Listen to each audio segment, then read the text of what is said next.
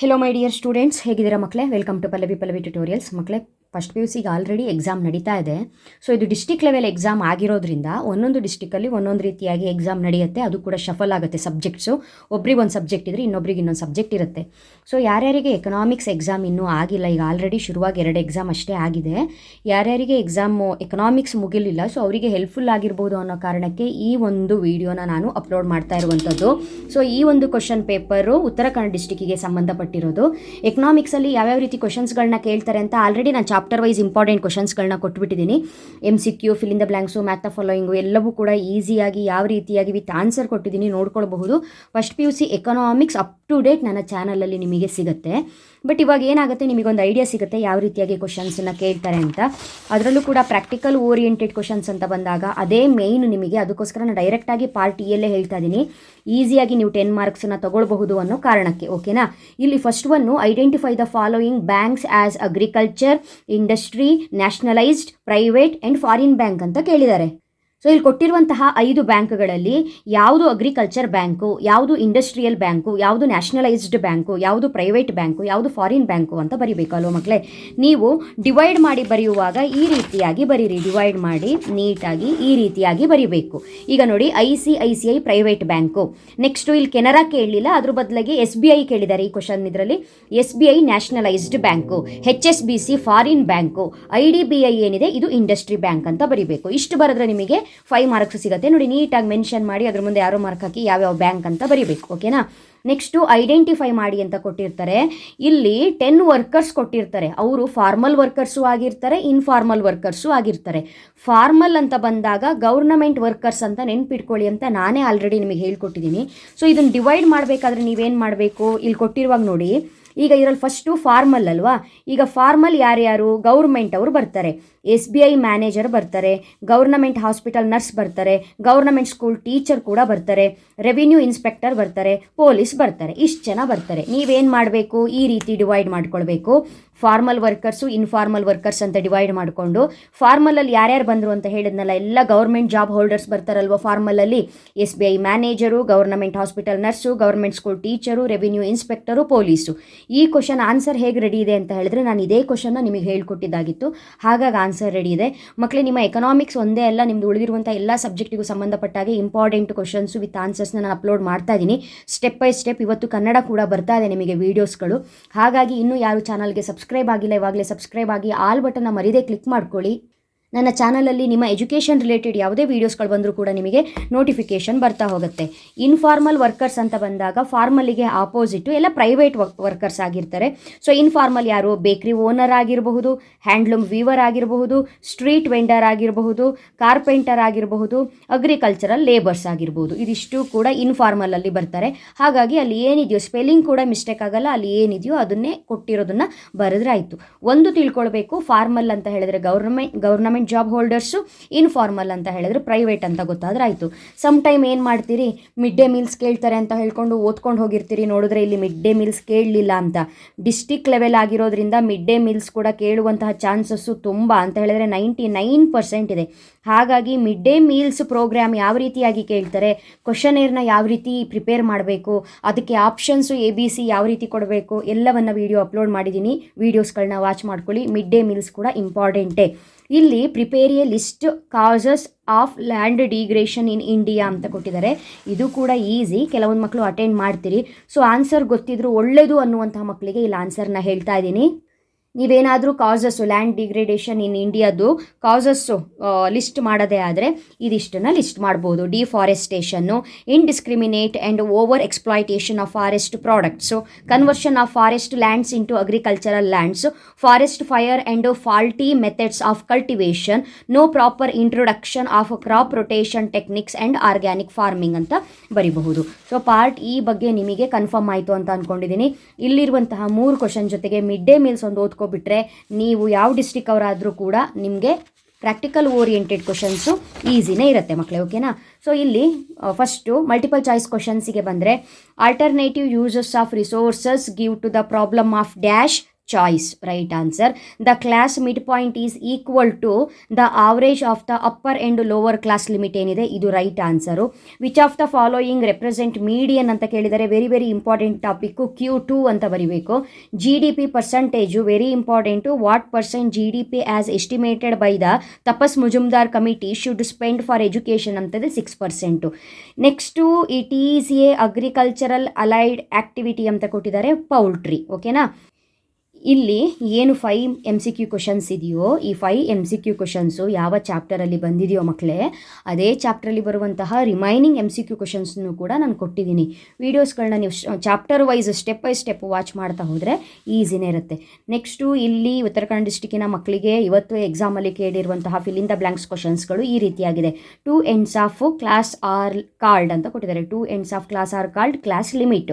Arithmetic line graph is also called ಅಂತ ಕೊಟ್ಟಿದ್ದಾರೆ. Time series graph ಅಂತ ಕರಿತೀವಿ. Railway transport introduced in India in the year 1850. 2 year ಕೊಟ್ಟಿದ್ದಾರೆ, confuse ಮಾಡಲಿಕ್ಕೆ. 1850 is the right answer. RBI regulates dash sector ಅಂತ ಕೇಳಿದರೆ finance sector. Forest are dash resource ಅಂತ ಕೇಳಿದರೆ ರಿನ್ಯೂವಬಲ್ ರಿಸೋರ್ಸ್ ಅಂತ ಬರೀಬೇಕು. ನೆಕ್ಸ್ಟು ಮ್ಯಾಚ್ ದ ಫಾಲೋಯಿಂಗ್ ಕೂಡ ಈಸಿಯಾಗಿ ತೆಗೆದಿದ್ದಾರೆ ಇಲ್ಲಿ. ಸೊ ನಿಮಗೂ ಒಂದು ಐಡಿಯಾ ಬರುತ್ತೆ ಯಾವ ರೀತಿಯಾಗಿ ಕೇಳ್ತಾರೆ ಅಂತ ಹೇಳ್ಕೊಂಡು. First one mailing of questionnaire ಕೇಳಿದರೆ, ಲಾಸ್ ಆಫ್ ಕ್ವಶನೇರು. ಮೀಡಿಯನ್ ಕೇಳಿದರೆ ಪೊಸಿಷನಲ್ ವ್ಯಾಲ್ಯೂ, ಯಾಕಂದರೆ ಮೀಡಿಯನ್ನ ನಾವು ಯಾವ ಪೊಸಿಷನ್ ನಂಬರ್ ತೋರಿಸುತ್ತೋ ಆ ಪೊಸಿಷನಲ್ಲಿ ಇರುವಂಥ ನಂಬರ್ನ ಮೀಡಿಯನ್ ಅಂತ ಕನ್ಸಿಡರ್ ಮಾಡೋದ್ರಿಂದ median positional value. Blue revolution ಕೊಟ್ಟಿದ್ದಾರೆ, ಇದಕ್ಕೆ answer fishing. Next educational achievement ಅಂತ ಕೊಟ್ಟಿದ್ದಾರೆ, ಎಜುಕೇಷನಲ್ ರೈಟು. ಸೆನ್ಸೆಕ್ಸ್ ಕೊಟ್ಟಿದ್ದಾರೆ, ಸೆನ್ಸಿಟಿವ್ ಇಂಡೆಕ್ಸ್. ಓಕೆನಾ. ನೆಕ್ಸ್ಟು 1 ಮಾರ್ಕಿನ ಕ್ವಶನ್ಸ್ ನೋಡಿ. ವಾಟ್ ಈಸ್ ಸ್ಟ್ಯಾಟಿಸ್ಟಿಕ್ಸ್ ಅಂತ ಕೇಳಿದ್ದಾರೆ, ಇದಕ್ಕೆ ಆನ್ಸರು. ಚಾಪ್ಟರ್ ವೈಸ್ ಕ್ವಶನ್ಸ್ ಕೊಟ್ಟಾಗ ಇದು ಕೂಡ ಟಾಪಿಕ್ ಎಲ್ಲ ಕವರ್ ಆಗಿದೆ. ಫಸ್ಟ್ ಚಾಪ್ಟರಲ್ಲೇ ಕೊಟ್ಟಿರೋ ಟಾಪಿಕ್ ನೋಡ್ಕೊಳ್ಳಿ. Statistics means numerical facts are systematically collected ಅಂತ ಬರೆದ್ರೆ ಸಾಕು. ಓಕೆನಾ. ನೆಕ್ಸ್ಟು ನಿಮಗೆ ಇಲ್ಲಿ ಮೀಡಿಯನಿಗೆ ಸಂಬಂಧಪಟ್ಟಾಗೆ ಒಂದು ಪ್ರಾಬ್ಲಮ್ನ ಕೊಟ್ಟಿದ್ದಾರೆ. ಫಸ್ಟ್ ಏನಿಲ್ಲ, ಸಿಂಪಲ್ ಆಗಿ ಅವ್ರು ಕೊಟ್ಟಿರೋದನ್ನ ಹಾಗೆ ಬರ್ಕೊಳ್ಳೋದು ಮಕ್ಕಳೇ. ಹಾಗೆ ಬರ್ಕೊಂಡು ಅದ್ರ ಮೇಲೆ ಮೀಡಿಯನ್ ಅಲ್ವಾ ಕಂಡುಹಿಡಿಯೋಕೆ ಹೇಳಿರೋದು. ಸೊ M ಈಕ್ವಲ್ಸ್ ಅಂತ ಬರೀರಿ, n+1/2 ಅಂತ ಫಾರ್ಮುಲಾ ಬರ್ಕೊಳ್ಳೋದು. ಇವಾಗ M ಈಕ್ವಲ್ಸ್ n ಅಂತ ಹೇಳಿದ್ರೆ ಏನು, ಇಲ್ಲಿ ಎಷ್ಟು ನಂಬರ್ಸ್ನ ಕೊಟ್ಟಿದ್ದಾರೋ ಅಷ್ಟು ನಂಬರ್ಸಿಗೆ n ಅಂತ ಬರಿಬೇಕು. 1 2 3 4 5 6 7 8 9 ಇದೆ. ಸೊ 9 ಅಂತ ಬರ್ಕೊಳ್ಳಿ, +1 ಹಾಕಿ /2 ಬರೀರಿ. ಅವಾಗ 9+1 ಏನಾಗುತ್ತೆ, 10 ಆಗುತ್ತೆ. 10/2 ಅಂತ ಹೇಳಿದ್ರೆ 5. ಇಲ್ಲಿಗೆ 5th ಪೊಸಿಷನ್ ಅಂತ ಬಂತು. ಇಲ್ಲಿಂದ ಕೌಂಟ್ ಮಾಡಿ 5th ಪೊಸಿಷನಲ್ಲಿ ಯಾವುದಿದೆ, ಇದು ಫಸ್ಟು, ಇದು ಸೆಕೆಂಡು, ಇದು ಥರ್ಡ್, ಇದು ಫೋರ್ತ್, ಇದು 5th. ಸೊ 5th ಪೊಸಿಷನಲ್ಲಿ 30 ಇದೆ. ಸೊ ಆನ್ಸರು ಮೀಡಿಯನ್ ಅಂತ ಹೇಳಿದ್ರೆ ಎಷ್ಟಾಗುತ್ತೆ, 30 ಆಗುತ್ತೆ. ಇಷ್ಟೇ answer. Next question expand TISCO ಅಂತ ಕೊಟ್ಟಿದ್ದಾರೆ. Tata iron and steel company ಅಂತ ಬರೀರಿ. ವಾಟ್ ಈಸ್ ಪ್ರೈವೇಟೈಸೇಷನ್ ಅಂತ ಕೇಳಿದರೆ, shedding of the ownership and management of government owned enterprise into private sector. ಕೊನೆಯದಾಗಿ 1 ಮಾರ್ಕಿನ last question mention the last step in developing a project ಅಂತ ಕೇಳಿದರೆ ಕನ್ಕ್ಲೂಷನ್. ನೆಕ್ಸ್ಟು ಒಂದು idea ಬರುತ್ತೆ. ಪಾರ್ಟ್ ಬಿಯಲ್ಲಿ ಇಲ್ಲೇ ಪಾಸ್ ಮಾಡಿ ನೋಡ್ಕೊಳ್ಳಿ ಯಾವ್ಯಾವ ಕ್ವಶನ್ಸ್ನ ಕೇಳಿದ್ದಾರೆ ಅಂತ. ಪಾರ್ಟ್ ಬಿಯಲ್ಲಿ ನಿಮಗೆ ಫಸ್ಟ್ ಪಾರ್ಟ್ ಮೇಲೆ ಇದಿಷ್ಟು ಕ್ವಶನ್ಸನ್ನು ಕೇಳಿದ್ದಾರೆ, ಸೆಕೆಂಡ್ ಪಾರ್ಟ್ ಮೇಲೆ ಇದಿಷ್ಟು ಕ್ವಶನ್ಸನ್ನು ಕೇಳಿದ್ದಾರೆ, ಇಂಪಾರ್ಟೆಂಟು. ಅದೇ ರೀತಿ 4 ಮಾರ್ಕ್ಸು ಪಾರ್ಟ್ ಸಿಗೆ ಬಂದಾಗ ಕೇಳಿರುವಂಥದ್ದು ಎಲ್ಲವೂ ಕೂಡ ನಾನು ಕೊಟ್ಟಿದ್ದೀನಿ ನಿಮಗೆ. ಕ್ಲಾಸಿಫಿಕೇಷನ್ ಆಫ್ ಡಾಟಾ ಆಗಿರ್ಬೋದು, ಬಾರ್ ಡಯಾಗ್ರಾಮ್ ಆಗಿರ್ಬೋದು, ಸ್ಕ್ಯಾಟರ್ ಡಯಾಗ್ರಾಮ್, ಎಲ್ಲದಕ್ಕೂ ಒಂದೊಂದು ವೀಡಿಯೋ. ನೀವು ಬೇಕಾದರೆ bar diagram by Pallavi tutorials ಅಂತ ಕೊಟ್ಟರೆ ನಾನು ನಿಮಗೆ ಎಕ್ಸ್ಪ್ಲೈನ್ ಮಾಡಿರುವಂತಹ ಬಾರ್ ಡಯಾಗ್ರಾಮ್ ಸಿಗುತ್ತೆ.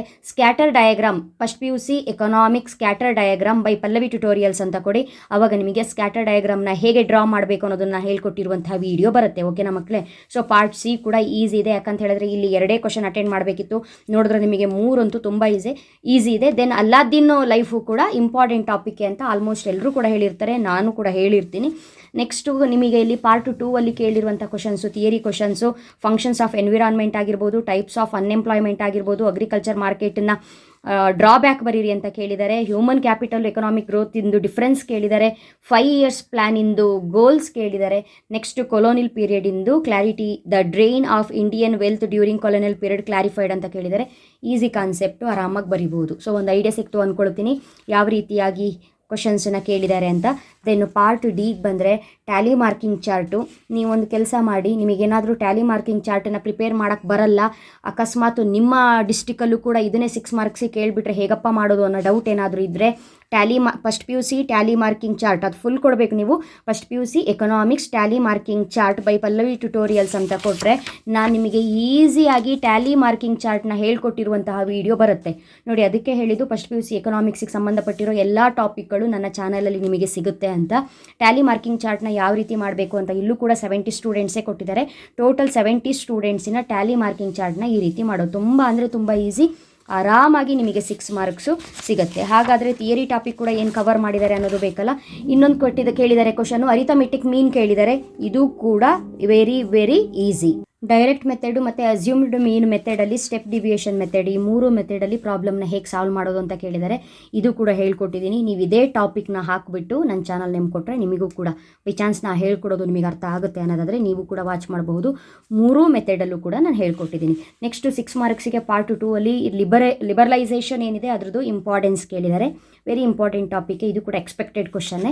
Next government plan generating employment opportunities in India ಅಂತ ಕೇಳಿದರೆ ಇದು ಮೋಸ್ಟ್ ಎಕ್ಸ್ಪೆಕ್ಟೆಡ್ ಕ್ವಶನ್ನೇ. ಸೊ ಇದಿಷ್ಟು ಇಂಪಾರ್ಟೆಂಟ್ ಇದೆ. ಇದ್ರ ಜೊತೆಗೆ ನಾವು ಚಾಪ್ಟರ್ ವೈಸ್ ಕೊಡುವಾಗ ಏನು ಇಂಪಾರ್ಟೆಂಟ್ ಅಂತ ಹೇಳಿರ್ತೀವಿ ಅದಿಷ್ಟಕ್ಕೆ ನೀವು ರೆಡಿ ಆದರೆ ಸೊ ನಿಮಗೂ ಕೂಡ ಎಕ್ಸಾಮ್ ಈಸಿ ಇರುತ್ತೆ ಅನ್ನೋದಷ್ಟೇ.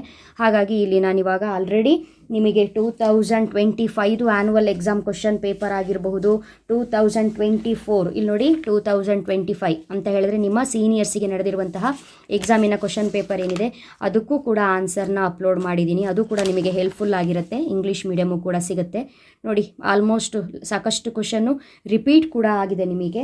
ಇನ್ನೂ ನಿಮಗೆ ಈಸಿ ಆಗಲಿ ಅನ್ನೋ ಕಾರಣಕ್ಕೆ 2024 ಆ್ಯನ್ಯುವಲ್ ಎಕ್ಸಾಮ್ ಕ್ವಶನ್ ಪೇಪರ್ ಏನಿದೆ ಅದನ್ನೂ ಕೂಡ ಅಪ್ಲೋಡ್ ಮಾಡಿದ್ದೀನಿ. ಅದರಲ್ಲೂ ಕೂಡ ಕೆಲವೊಂದು ಕ್ವಶನ್ಸ್ಗಳನ್ನ ನೋಡಿದಾಗ ನಿಮಗೆ ಹೆಲ್ಪ್ಫುಲ್ ಆಗಿರುತ್ತೆ ಅನ್ನೋ ಕಾರಣಕ್ಕೆ. ಅದೇ ರೀತಿಯಾಗಿ ಮಾಡಲ್ ಕ್ವಶನ್ ಪೇಪರ್ ಏನಿದೆ 2025 ಆ ಮಾಡಲ್ ಕ್ವಶನ್ ಪೇಪರಲ್ಲಿ ಏನೇನು ಕ್ವಶನ್ಸ್ ಕೇಳಿದ್ದಾರೆ ಅದನ್ನು ಕೂಡ ಅಪ್ಲೋಡ್ ಮಾಡಿದ್ದೀನಿ ನೋಡಿ. ಎಲ್ಲ ಈ GDP ನೋಡಿ ಇವೆಲ್ಲ ರಿಪೀಟೆಡ್ ಕ್ವಶನ್ಸೇ. ಹಾಗಾಗಿ ನೋಡಿಕೊಂಡ್ರೆ ನಿಮಗೂ ಕೂಡ ಹೆಲ್ಪ್ಫುಲ್ ಆಗಿರುತ್ತೆ. ಹಾಗಾಗಿ ಈ ವಿಡಿಯೋನ ನಿಮ್ಮ ಫ್ರೆಂಡ್ಸ್ಗಳಿಗೂ ಕೂಡ ಶೇರ್ ಮಾಡಿ. ಅವರು ಕೂಡ ಈಗ ನೋಡಿ ಈಗ ಎಂಡಿಗೆ ಬಂದಾಗ ಮಾತ್ರ ಗೊತ್ತಾಗುತ್ತೆ ನಿಮಗೆ ಲಾಸ್ಟ್ ಇಯರ್ ಪೇಪರ್ಗಳು ಕೂಡ ಸಿಗುತ್ತೆ ಅಂತ ಹೇಳ್ಕೊಂಡು. ಸೊ ಅದರ ಎಲ್ಲ ಲಿಂಕನ್ನು ನಾನು ಇವಾಗ ಏನು ಪ್ಲೇ ಆಗ್ತಿದೆಯಲ್ಲ ಇದರ ಕಮೆಂಟಲ್ಲಿ ಪಿನ್ ಮಾಡಿರ್ತೀನಿ. ವೀಡಿಯೋಸ್ಗಳನ್ನ ವಾಚ್ ಮಾಡಿ ಮಕ್ಕಳೇ. ಓಕೆನಾ? ಮುಂದಿನ ವಿಡಿಯೋದಲ್ಲಿ ಮತ್ತೆ ಸಿಗ್ತೀನಿ. ಅಲ್ಲಿವರೆಗೂ ಚೆನ್ನಾಗಿ ಓದ್ಕೊಳ್ಳಿ. Thank you. All the best.